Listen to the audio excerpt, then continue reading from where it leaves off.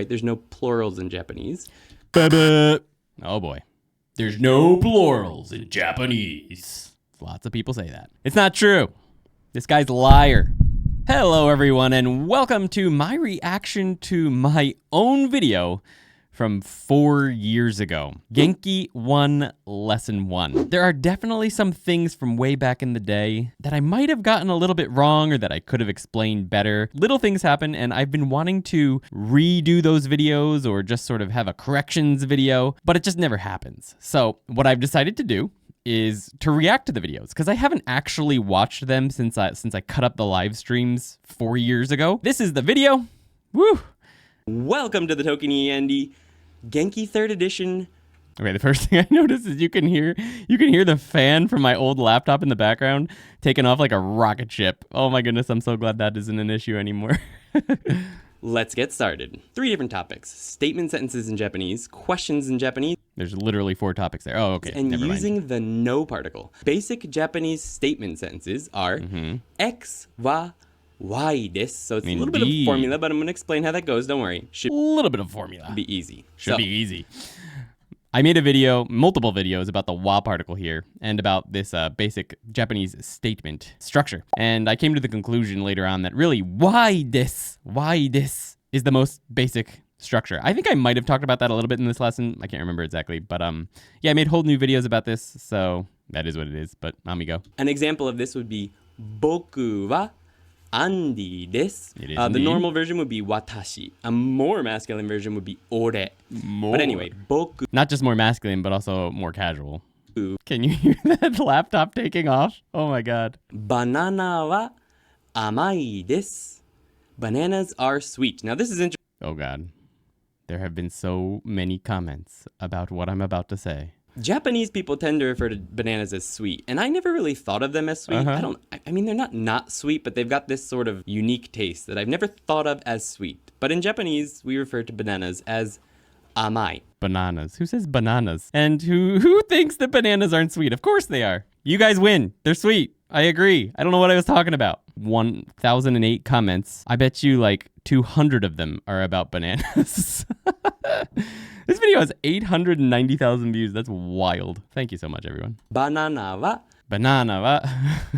So one thing that is obvious, like I would obviously change about this entire series if I were to do it over again, is I would have Yuki do all the sentences so that they would get native Japanese pronunciation of the sentences. With that said, my pronunciation itself is not that bad. The pitch accent is off. Back when I was first started studying Japanese 13 years ago, pitch accent just wasn't in the English textbooks. I've learned about it more over the past couple years, and I think it's gotten better. Let's see if Suzuki Tutor agrees with me there. Suzuki Tutor is really fun. You can throw in full sentences. So, banana wa amai desu. Let's go ahead and put that in there. Analyze. Banana wa amai desu. So, what did I say? Banana wa Banana wa. That's wrong. So my wa is up. amai desu. Amai desu. I mean that's somewhat okay, but you know that's gotten better over the years. So, but it wasn't that great back then. So if I were to redo it right now, I'd have Yuki read all of these sentences. Banana is the topic. It's marked by wa, the topic marker. One thing I would have taken the time to explain a little bit more now is what a topic is. A topic, generally in Japanese, is a new thing that's being brought up in discussion that you're about to talk about. You haven't brought it up yet, and now you're bringing this new thing up for discussion. That's the topic of discussion that's about to happen. There's other functions that the wa particle can perform, and I've covered that in other videos. Maybe I'll put a link to my wa versus ga video up there. And that's why the most basic sentence structure in Japanese is not necessarily X, wa, y desu, because not everything you ever talk about in a basic sentence is a new topic of discussion. You might just be saying amai desu. Someone saw you eat a banana, they asked you how the banana was, and you just say amai desu. Like, it's sweet. So this can be it is or they are if it's a plural type of thing, right? There's no plurals in Japanese. Oh boy. There's no plurals in Japanese. Lots of people say that. It's not true. This guy's a liar. There are plurals in Japanese. Not like we have them in English, right? Like for the word tomodachi, the word friend. It can mean either one friend or many friends, and you don't need to add anything to it to make it multiple friends. But with that said, the dachi part of tomodachi is a word that makes other nouns, particularly animate ones, plural. That's where it comes from. Tachi. You can say hitotachi, many people, a number of people. But like in general, when you're talking about nouns like banana wa amai desu, I don't have to say bananas are sweet. I can just say banana, and that means one banana instead of bananas. But there are plenty of situations where there are plurals in Japanese. So saying like just outright in general, there are no plurals in Japanese is a lie. Bad Andy. Our next sentence is 今日は日曜日です. It's the same in book 3. The days of the week are covered in different lessons, which Good makes old no Genki. sense. But just so you know, no sense. It does make no sense. I still agree with that. Genki's decisions with vocabulary in general have always bugged me. Their big thing about Genki 1 and Genki 2 is that Genki 1 covers N5 and Genki 2 covers N4, but there's like a ton of N3, even N2 words within Genki 1, and there's a bunch of N5 words that they don't cover that they cover in Genki 2. There's ones that they don't cover at all, and the order they choose, like one of the first things you're going to learn is kokusai kanke or something like that. I understand they're aiming at college students who are already living in Japan, who are going to be going to university in Japan, but you really need to be able to talk about your major immediately in lesson 1. Like, is that really the priority there? I don't know. Maybe it is. And maybe I'm being too critical. I don't know. But I always had fun being critical in these lessons, and I still do. And before you even get started on these lessons, if you're watching these on the replay, you should definitely try and get hiragana down as much as you can so that you can follow along and learn words even easier. Now we're going to do... Boy, do I have something to help you with that. Check out this video. This one, me and my editor, which I did not have back then. Him and I made this massive video up here. The best video for learning the kana on the internet. I 100% stand behind that. お風呂は暑いです。お風呂はお風呂は Let's show you how I said that. お風呂は That's a terrible O, but you'll forgive me. お風呂 That's a terrible Fu, but you'll forgive me. お風呂 Furo. Just extending that out forever. O furo, which if I were to actually write it correctly in furigana, would give us an U there, eh? As you can see from the video, it's ofuro. And I mean, it's not the biggest deal in the world, but it's a bigger deal than pitch accent, I think, actually. In Japanese, every single character that you see is exactly the same length. Exactly the same length. They're called moras in linguistics. So if you see ofuro, both of those need to be the same length. Ofuro. If you extend that, ofuro, it's basically a different word. Ofuro. It's going to be hard in the beginning. It was hard for me. I'd already been studying for, 8 years or something? But it's another reason why I would have had Yuki record these. And it's hot, so we put 暑いです. The bath is hot. お風呂は When you listen to a Japanese speaker speak, the final character in their words, like they end like solidly. This, but mine go this. And once again, it's not a big deal. It's just something I've been working on for a long time and that I wasn't great at. But you can experiment with it. Like if you're taking lessons on iTalki or something, and you're Apparently it's italki. Who would have known? having a hard time getting full sentences out, it's perfectly okay to experiment with dropping stuff. But obviously this will depend on context. But I don't think I'd give that advice anymore, to experiment. Get out what you can in these situations. Like if you can remember the adjective tanoshii, that's fine. Just try and say it. If you don't forget how to say ofuro, instead of just saying atsui, which is going to be like, nobody's going to know what you're talking about. What's atsui? What's hot? Like if you forget the word, try saying what you know. If you remember how to say bath, don't intentionally drop the wa and see if it works. Try to go with things that you've definitely heard and you know work. But also, don't be like super embarrassed if you don't remember how everything works perfectly. The whole point of a language is to communicate with people. So first, I'm just going to read the conversation, and you listen. Something I started doing in these later on was I had Yuki read one of the roles, and then I'd read the other role, and I definitely would have started doing that in Genki. The reason I didn't do that originally is because Yuki was not ready to be on camera yet. She wasn't even aware at this time that it was ever going to be a thing. I used to have a Patreon, and we recorded the first video for that. I was like, okay, it's your turn. She's like, what? I'm not going to be in this video. And I was like, what? You have to be. I thought we talked about this, and I guess we hadn't. And she was not happy about that. But she got used to it over time, and she started to like it. And now she shows up on all the live streams. And by the time we got to Quartet, which is what comes up, after Genki, she was just in every live stream. Like she was in the live streams. So it would have been cool to have her in these. And if I ever go back and do something like this again with like my own textbook, I would definitely have her at least read one part, maybe both. The Nintendo Switch. So this is a Switch. これはスイッチです. And I meant to actually be holding the Switch when I said this to you guys, but it probably wouldn't show up in this little screen anyway. Yeah, I'm really zoomed in, man. I had no space. Like, I'm reaching out my hand, and I can't even touch the camera where I am now. But, like, at that time, the camera was, like, right here. Does anyone have any questions? All right, so our next section, section 2. That was so fun during the live streams. There'd be like 20 people or something. And I would just answer questions live on the stream as I was teaching this. Like, I don't know if I could do that still. If I was speaking informally just with Yuki or something, I might just say, banana wa amai.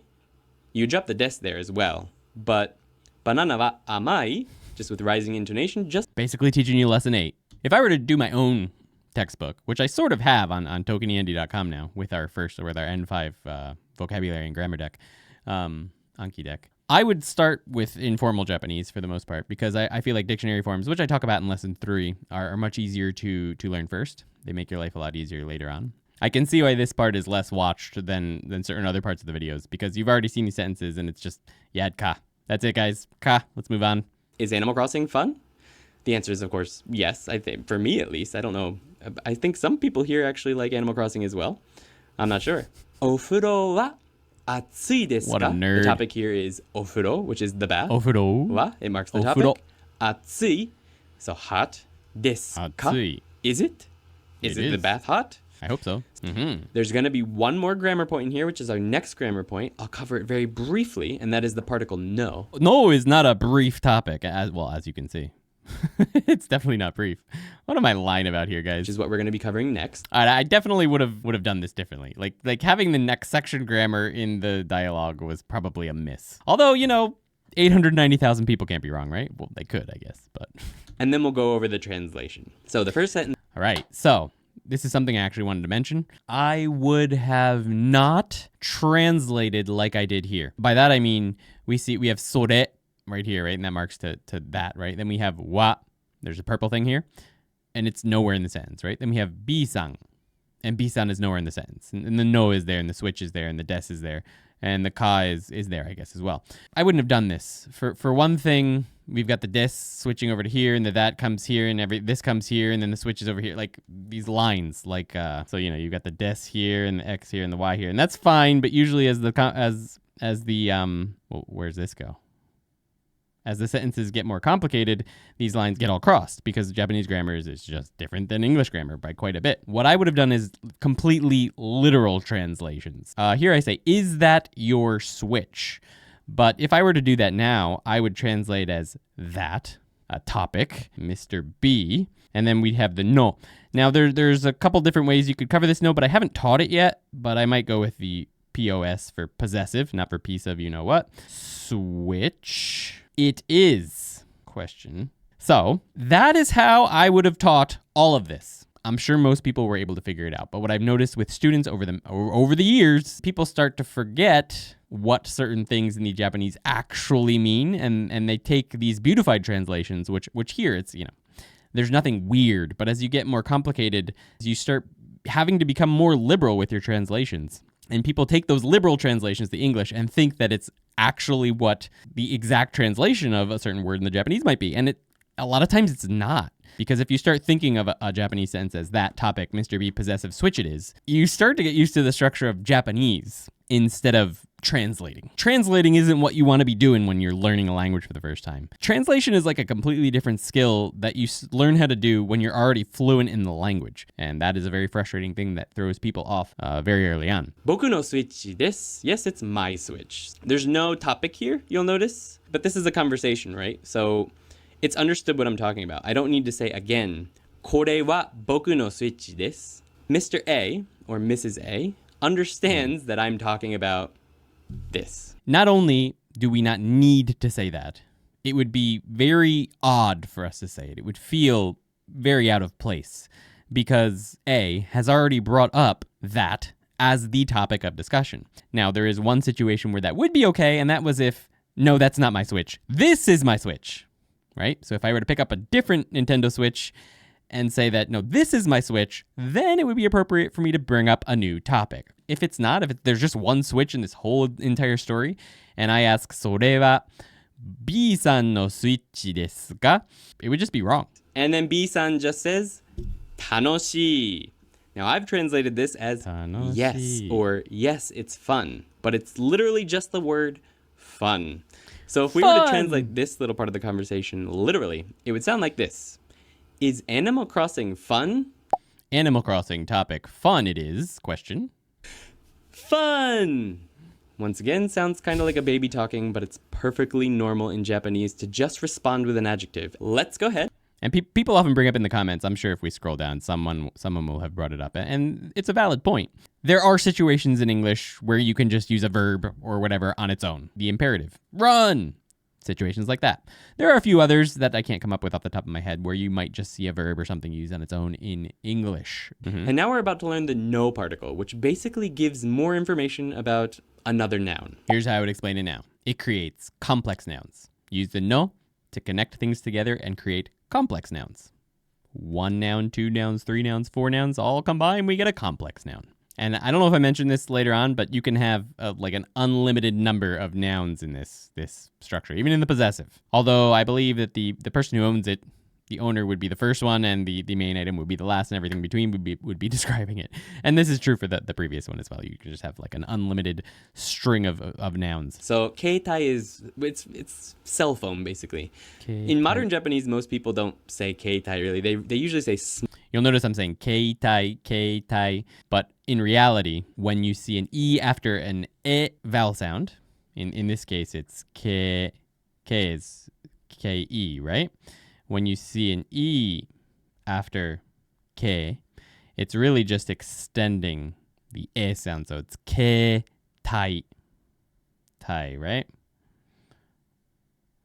So ke tai, and I said ke tai. So bad Andy. It's not that big of a deal, but just so you know.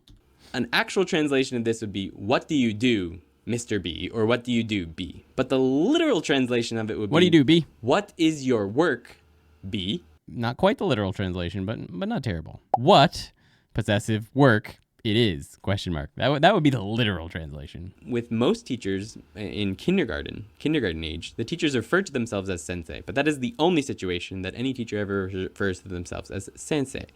I wouldn't say it's the only situation. People do sometimes refer to themselves as sensei. 今、俺は日本語の先生です. It's fine. But kyoshi is a little bit more accurate, I guess. So if I look up kyoshi in my handy little Japanese to Japanese dictionary, it says 学問や技術を教える人. So it's a person who teaches a specific subject or some specialty. Sensei is basically a synonym for it. But kyoshi feels a little bit more like a kindergarten teacher is not a kyoshi. They're not teaching a specific subject. They're taking care of kids. So in a way, they're somewhat different words in that sense. And I have heard high school teachers, since recording this video, refer to themselves as sensei. So that's not necessarily correct, but I mean, I'm somewhat on the right path, I guess. すごい, which can mean wow or amazing. What's written there is すごい. But I've extended both those. すごい, which is that's fine too. Plenty of people do that, but that's not how I wrote it. That's all. It basically has become as meaningless as the word amazing or awesome in English. すごい. You have to be careful with that though.